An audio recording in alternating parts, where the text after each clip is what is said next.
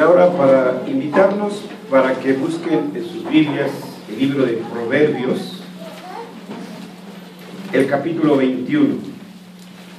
Proverbios, capítulo 21, y vamos a leer de el versículo 5. Proverbios 21, 5.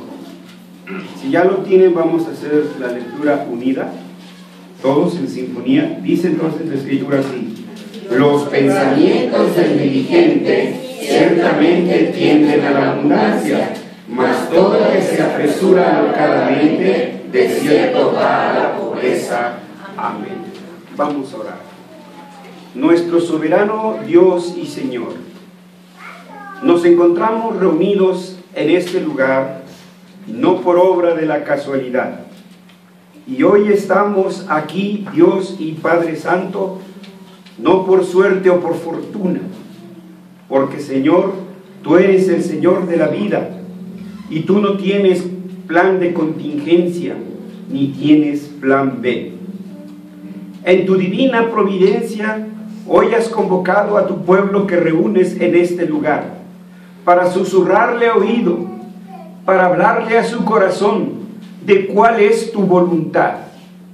Y nosotros, como tus siervos, como Samuel, aguzamos el corazón y el oído y decimos: Señor, habla, que tus siervos escuchen. Nosotros queremos estar atentos a tu palabra, que tu Espíritu Santo abra nuestros corazones para que podamos conocer tu palabra, tu voluntad, en tanto que ésta es proclamada. Que no solamente conozcamos tu voluntad, sino que lleguemos al punto de poder entenderla por la gloriosa iluminación de tu Espíritu Santo. Pero además y por sobre todas las cosas, como nuestro Maestro nos enseñó, que la sabiduría es justificada por sus hijos, y que esos hijos de la sabiduría son las obras. Que entonces, conociendo y entendiendo tu voluntad, salgamos de aquí con no otro propósito que en el de vivir haciendo tu voluntad. Que seamos hacedores de tu palabra, Señor, y no solamente empedernidos oidores de tu palabra. En Jesús te lo rogamos. Amén. Bueno, como la mayoría de ustedes lo saben, estamos estudiando los 10 mandamientos. Y el mandamiento que estamos tratando ahora es el cuarto mandamiento. El cuarto mandamiento de la ley de Dios que encontramos en Éxodo 20 del versículo 8 al 11 y que leemos así: acuérdate del día del reposo para santificarlo. 6 días trabajarás y harás toda tu obra, mas el séptimo día es reposo para Jehová tu Dios. No hagas en él obra alguna, tú, ni tu hijo, ni tu hija, ni tu siervo, ni tu criada, ni tu bestia, ni tu extranjero que está dentro de tus puertas. Porque en 6 días hizo Jehová los cielos y la tierra, el mar y todas las cosas que en ellos hay, y reposó en el séptimo día. Por tanto, Jehová bendijo el día de reposo. En la primera exposición de este tema y de la explicación de este mandamiento, se explicó lo que significa santificar el día de reposo. Después nos hemos detenido en explicar los alcances respecto de la visión cristiana del trabajo. Durante las exposiciones de este mandamiento se ha mencionado también que este nos muestra un ciclo inquebrantable, a saber, descanso, trabajo, descanso. Si bien este mandamiento es una convocatoria a santificar el día de reposo, no olvidemos que enseguida, 2 puntos y seguido, dice: 6 días trabajarás. Luego entonces no podemos esperar ni exigir descanso si antes no hemos trabajado. Por tanto, nos hemos detenido en explicar desde la perspectiva bíblica qué significa para el cristiano el trabajo. Y lo hemos dicho desde el cansancio. Para el cristiano, el trabajo no es su modus vivendi. Hemos mencionado que el cristiano no trabaja por amor a la chuleta, que el cristiano no trabaja correteando el cheque. El cristiano trabaja por vocación, porque la Escritura así lo menciona. Por eso, cuando nos concentramos en el trabajo, el primer tema que tomamos del trabajo fue la perspectiva bíblica del trabajo. Y vimos cómo a través del Antiguo Testamento y del Nuevo Testamento, esta pondera una y otra vez sobre una de las distintivas del pueblo que teme a Dios. Es un pueblo que trabaja. En segundo término, siguiendo con este tema, se presentaron los principios bíblicos del trabajo. Que Dios es el que pone las pautas de cómo es que deberemos trabajar. La proposición que traigo para ustedes en esta tarde es continuar con el tema del trabajo, pero ahora nos vamos a concentrar en las estrategias legítimas del trabajo.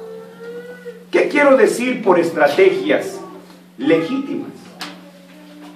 Legítimas porque son las que ponderan las Escrituras, las que señalan las Escrituras. Porque estamos acostumbrados a competir, a luchar uno contra los otros por obtener el puesto. Así nos han enseñado. No nos han enseñado a ser una comunidad que une sus esfuerzos para trabajar por un mismo fin. Y así que en esa escalera hacia el éxito, pasamos por encima del que tengamos que pasar. Y entonces nosotros tenemos que ver entonces cuáles son esas estrategias legítimas del trabajo. Les mencionaba cómo algunos textos de mercadotecnia, de administración, definen a las otras empresas, a las otras fábricas. No he encontrado una que diga lo contrario, pero si hay me gustaría saberlo porque lo alabaría.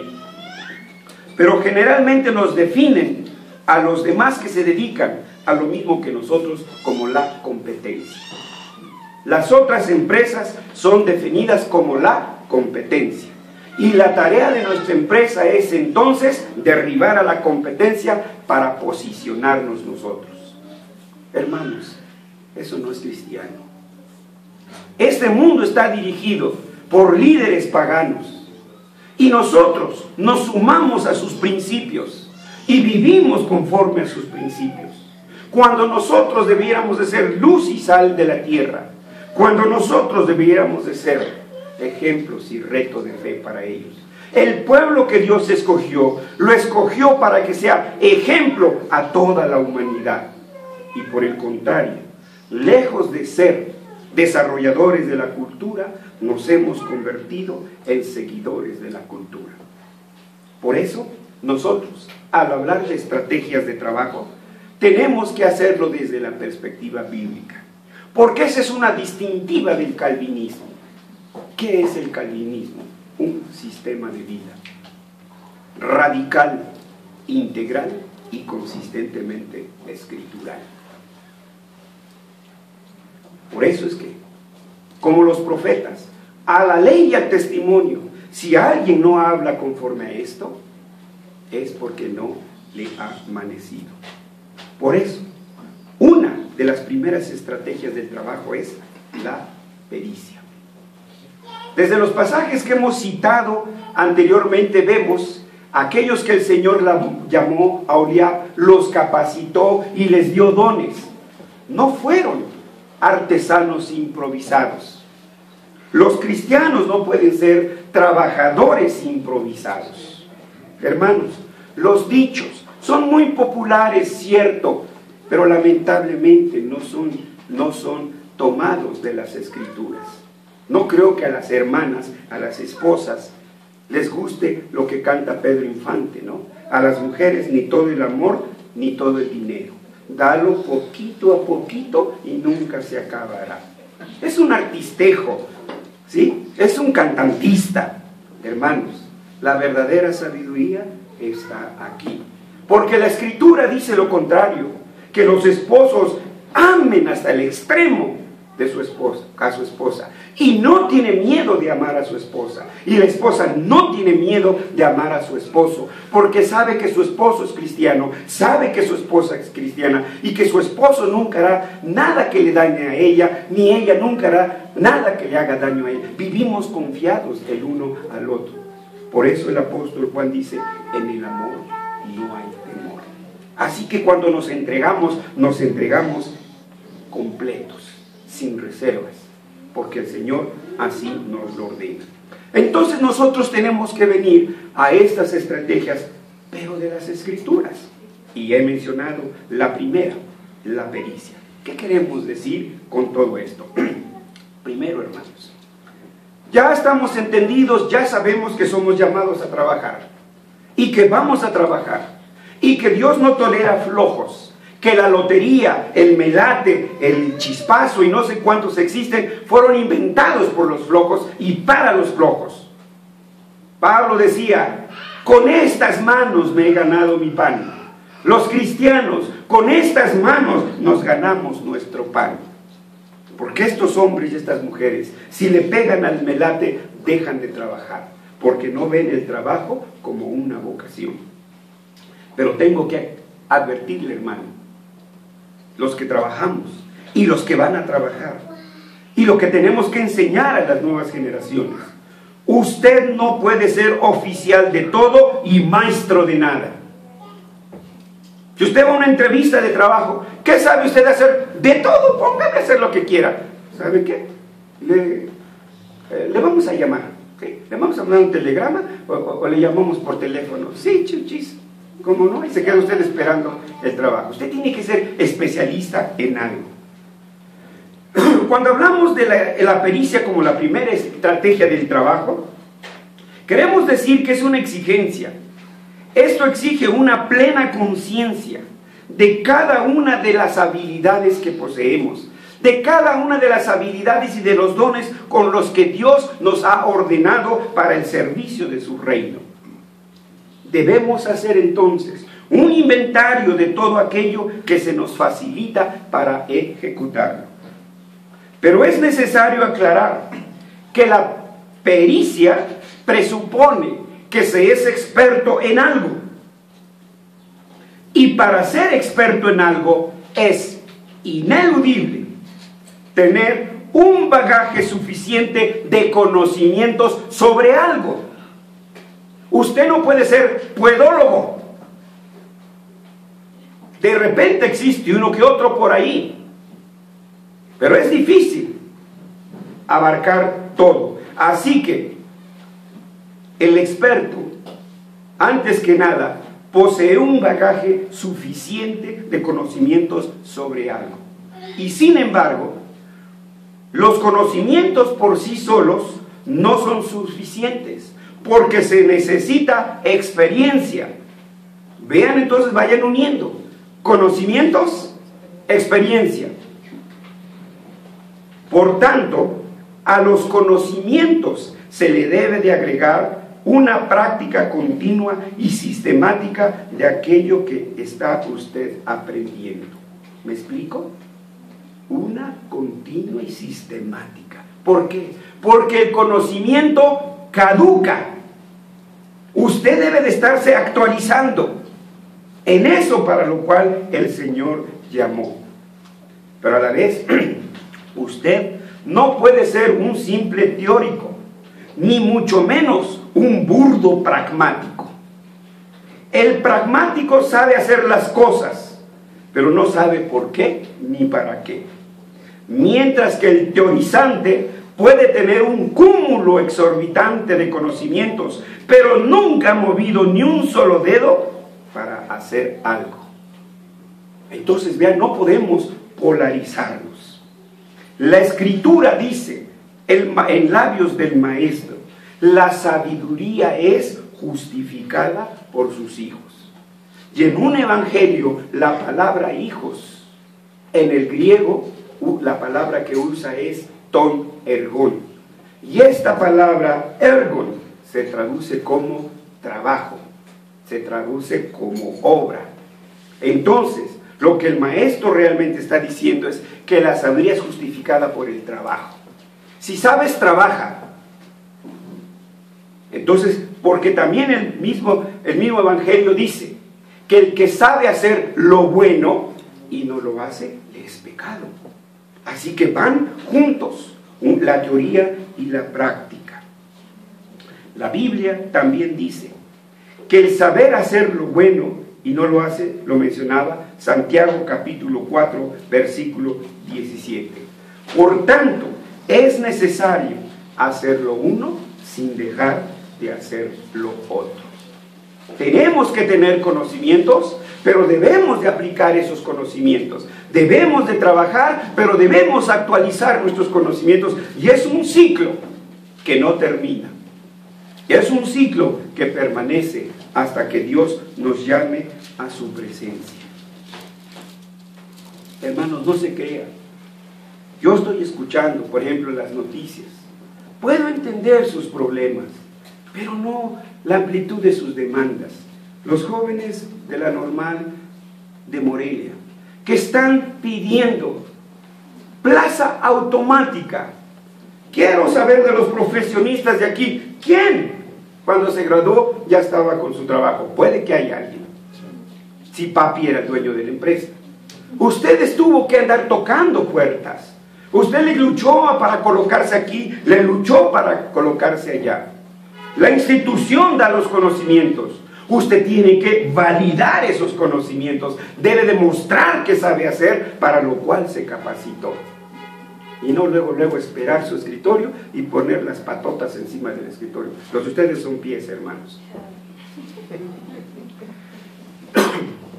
Pero sí, hermanos, a estos dos elementos de la pericia y del conocimiento tenemos que agregarle la práctica. Estos son de los que hemos platicado, pero aún hay que agregarle un tercero: ingenio.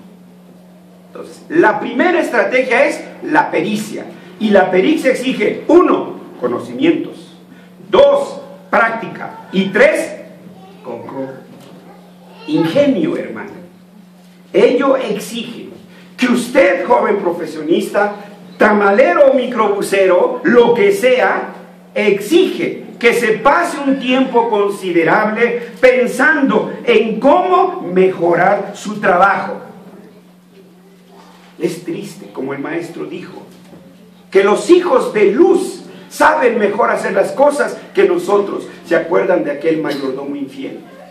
Pues una vez en las noticias, una reportera estaba entrevistando a una mujer de la mala vida y estaba leyendo uno de esos librejos malos. Y le pregunta a la reportera: ¿qué estás haciendo? Capacitándome para hacer mejor mi trabajo. Háganme favor, hermanos. Y nosotros creemos que porque ya traemos el título nos deben poner alfombra roja. Por fin es profesionista o es artistejo de Taravisión. Entonces vean, hermanos, ¿sí?, todo lo que esto implica, el mandato cultural. Usted tiene que pasar un tiempo considerable pensando cómo mejorar su trabajo, cómo hacer más atractivos y funcionales sus productos que usted ahora elabora. Es decir, hay que separar un tiempo para pensar y generar nuevas ideas. Prográmeselo en su agenda. Ponga un rato allí, 1 hora, media hora, y empiece a pensar lo que ha hecho, cómo lo ha hecho, sus hierros, por qué erró aquí, por qué acá sí le funcionó, por qué no. Y hermanos, es un pensar ahí. Enciérrese. Dígale a la familia: no estoy. Descuelgue el teléfono. Pero en ese momento usted está pensando en cómo mejorar su trabajo. En suma, usted debe de ser ingenioso, creativo y novedoso. Usted debe tener contacto con eso.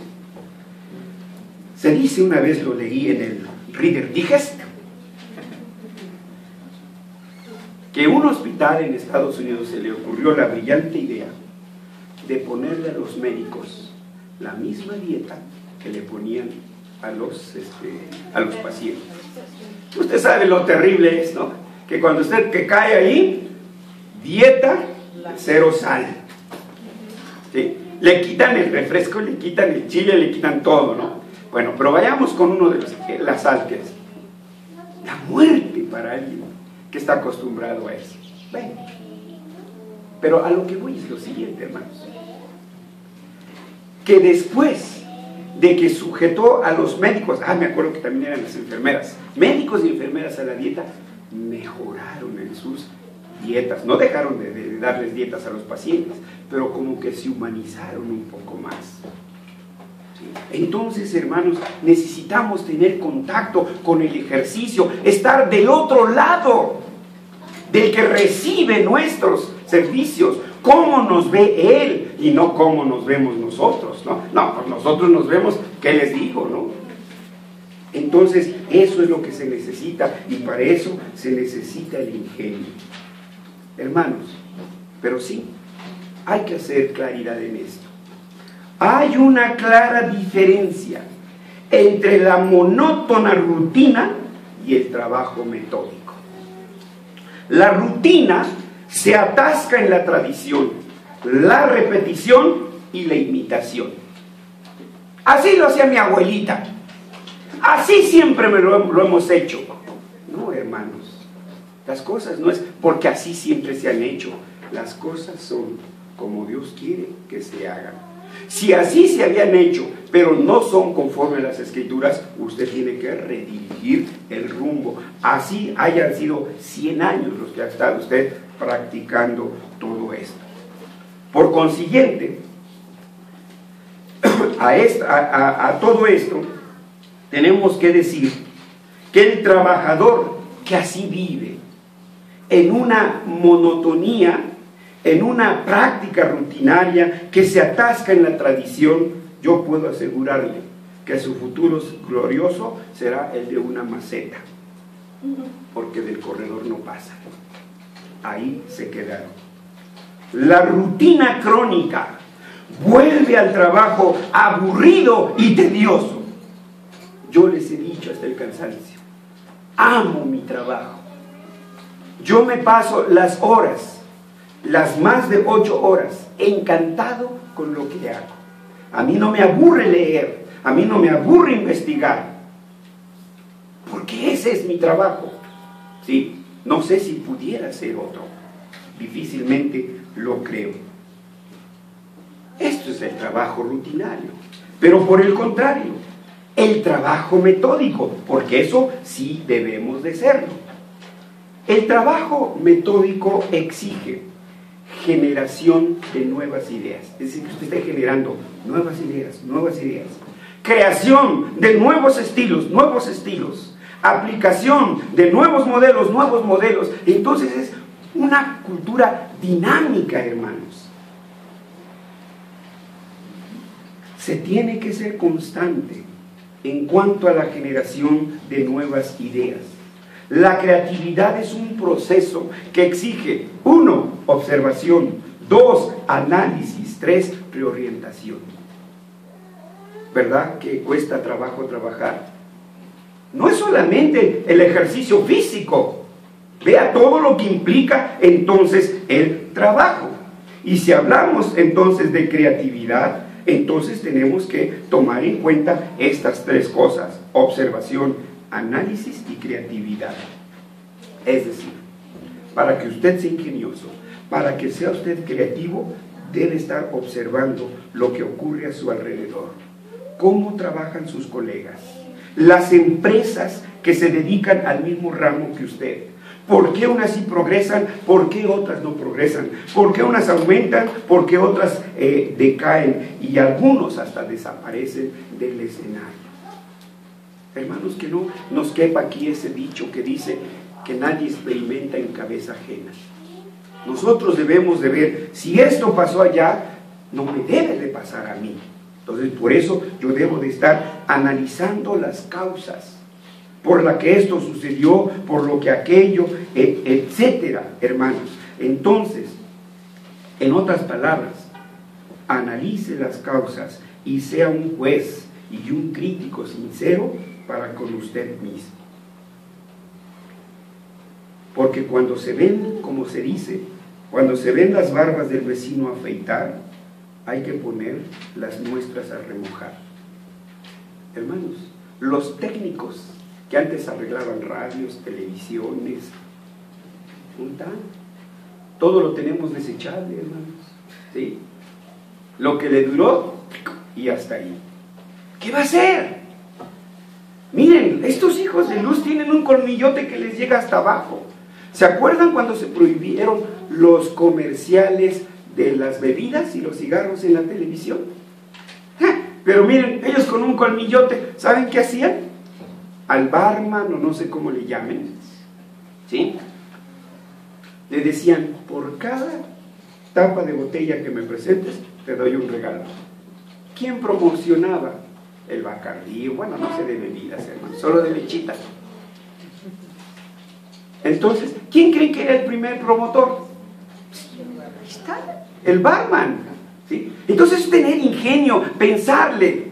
El gobierno les prohibió. A nosotros nos prohibió los programas radiales. Y ya, ahí nos quedamos. Ya, pues el gobierno lo prohibió. Y punto. Hermanos, hemos dicho hasta el cansancio, no todo lo legal es legal. Porque salga de una Cámara de Diputados, porque salga de una Cámara de Senadores, no necesariamente tiene que ser legal. El pueblo puede demandar también, ¿sí?, de la ilegalidad en que sus representantes caigan. Así que, hermanos, tenemos que analizar las causas. Por tanto, si estamos enfocados a eso, debemos entonces, este problema, esta causa, debe de ser enfocado, identificado el problema. Una vez que esté enfocado e identificado el problema, esté dispuesta a reorientar sus métodos de trabajo. Oiga, usted me está dando una clase de administración, usted está aquí para exponer la Biblia. Hermanos, ¿no lo han leído? ¿Sí? ¿No lo han leído? ¿Se acuerdan? Primero, antes de tomar, hermanos, antes de tomar la tierra prometida, que fluye leche y miel, el Señor le dijo, ven, hijito, siéntate aquí, está tu coquito con ginebra. Tuvo que conquistarla, tuvo que luchar, ahí estaba la tierra, pero él la tenía que conquistar. Cuando Josué, el general, va a tomar una de las ciudades, ¡vámonos! Ahora le agarren sus lanzas y vámonos. ¿Alguien recuerda qué hizo? Mandó espías. Subieron. Unos dieron mal reporte, pero otros buen reporte, ¿no? Ya. Salieron derrotados en algunas. ¿Y qué hicieron? Cónclave. ¿Por qué fuimos derrotados? Pues por esto, por eso y por lo otro. Y reestructuraron sus planes, hermanos. Entonces vean, la Biblia no es un libro de teología. Hoy se las hemos dejado a los teólogos. Pero la Biblia es para el cristiano común. Es para la vida común. Es el libro de la vida, hermanos. Por eso nosotros ponderamos e insistimos en que usted debe leer su Biblia todos los días, de una manera progresiva, metódica, sistemática, hermanos. Por tanto, cuando usted analiza esos hechos, a lo que tiene que llegar es que a veces hay que quitar algo. Y si hay que quitar, quítelo. ¿Sí? Cuando tenga que mejorar algo, no solo mejórelo, perfecciónelo. ¿Sí? Perfecciónelo, porque esa es entonces nuestra tarea. Yo veo a algunos hermanos muy interesados en el tema y tomando notas, pero también hermanos que están tomando notas, fíjense que algunos ya se me están durmiendo. Así que vamos a concluir por aquí y después mencionaremos otras 4 estrategias, ¿sí? Para que no perturbemos el sueño de nuestros hermanos que están durmiendo. No es cierto, hermanos, no es cierto. Concluyendo entonces, estamos estudiando el 4º mandamiento de la ley de Dios, que dice: acuérdate del día de reposo para santificarlo. 6 días trabajarás y harás toda tu obra, mas el 7º día es reposo para Jehová tu Dios. No hagas en él obra alguna, tú, ni tu hijo, ni tu hija, ni tu siervo, ni tu criada, ni tu bestia, ni tu extranjero que está dentro de tus puertas. Porque en 6 días hizo Jehová los cielos y la tierra, el mar y todas las cosas que en ellos hay, y reposó en el 7º día. Por tanto, Jehová bendijo el día de reposo y lo santificó. Como hemos mencionado, en la primera exposición explicamos lo que significa santificar el día del reposo. Después nos hemos detenido en explicar los alcances respecto de la visión cristiana del trabajo. Durante las exposiciones de este mandamiento también se ha mencionado que este nos muestra un ciclo inquebrantable que es, a saber, descanso, trabajo, descanso. Porque tenemos un apartado donde hablaremos del trabajo como el ídolo del tiempo moderno. En lo que respecta al trabajo, se ha mencionado en primer lugar lo referente a la perspectiva bíblica del trabajo, y en segundo término se presentaron los principios bíblicos del trabajo. ¿Qué hay de todo esto entonces para nosotros? Lo siguiente, hermanos. Hoy hablamos de las estrategias del trabajo. Y la primera que hemos mencionado es la pericia, la cual exige conocimiento, experiencia e ingenio. Y también se mencionó la triada inquebrantable para ser un experto. Y para ser un experto se necesita conocimiento. Y el conocimiento, experiencia práctica. E ingenio creatividad. Así que, ¿qué tiene que hacer el chofer de taxi? ¿Qué tiene que hacer el que vende tamales? ¿El que tiene un restaurante? Lo primero que tiene que hacer es estudiar. Así de sencillo. Ya sea en forma escolarizada o en forma autodidacta. Hoy nos han enseñado que si no sales de la uni o de la Ibero o del Poli, tú eres piojo, chinche, pulga o nada. Tienen su lugar, por supuesto. Nos ahorran algunos caminos, nos ahorran algunos años, pero hermanos, de lo que no podemos librarnos es de estudiar, y ya sea en forma autodidacta o en forma escolarizada. No me venga con que no tiene tiempo para estudiar. No, lo que tiene es bien pesadas las neuronas. Mire, ya hay libros ligeritos, ¿sí? Los que estudiamos, bueno, algunos hermanos, por ejemplo, el Guyton, el de anatomía del Quirós, 3 tomotes así de este vuelo, hombre, que eran más bien para hacer pesas, más que para estudiar. Pero hoy con las tablets, hermanos, ¿cuánto? Así que no me diga que no. Usted es un flojo para estudiar, así que saliendo de aquí se me pone a estudiar. Hágase un programa, ¿sí? Escolarizado o en forma autodidacta, pero de cualquier manera tenemos que estudiar, y continuamente, permanentemente. Lo segundo, hermanos, es ir poniendo en práctica lo que vamos aprendiendo, ¿sí? Si no, vamos a ser solo teorizantes. Si le hacemos un examen ahorita a los scouts de teoría, les aseguro que sacan 100.900. Ahora, si se los hacemos de lo que tienen que hacer, menos 10 puntos menos 100%, ¿no? No, hermanos.